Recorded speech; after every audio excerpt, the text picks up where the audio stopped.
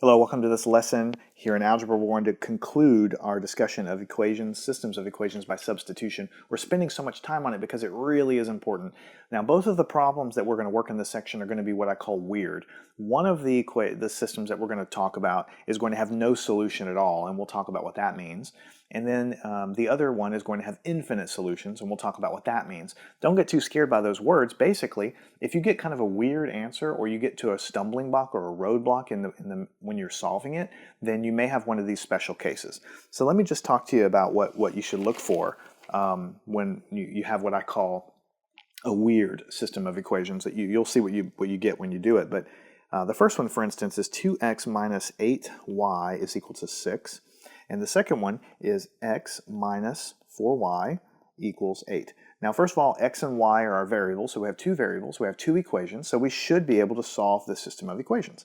Now, the easiest thing to do, just looking at it, is over here we have the x. It's just nice and off by himself, so let's move the 4y over here by adding 4y to both sides. So we add it to the left, we're just going to have x left over, and on the right we're going to have 4y plus 8. All we did was add 4y to both sides. Then we will take this value of x and we'll stick it into the equation in the position of x and continue solving the same exact thing that we've always done. So we'll have 2 times x, but now we know that x is 4y plus 8. Minus 8y is equal to 6, and now we solve for y, same as we always have done. So the 2 times the 4y gives me 8y, and the 2 times the 8 gives me 16. Minus 8y is equal to 6. So immediately I start to combine terms, and I see I have an 8y and I have a negative 8y.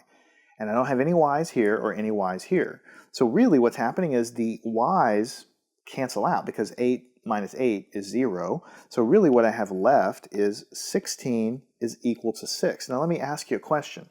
Is there any possible condition when 16 is ever going to be equal to 6? No, there is no situation ever that 16 will ever equal 6. This is an example of what I was telling you.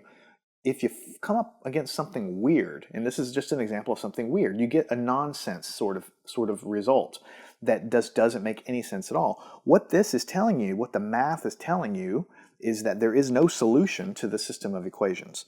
So when you get something weird like this that's impossible, like this is impossible to actually happen, what this is telling you is you have no solution to this system of equations. So what this means is these lines, because these are two lines, must not cross.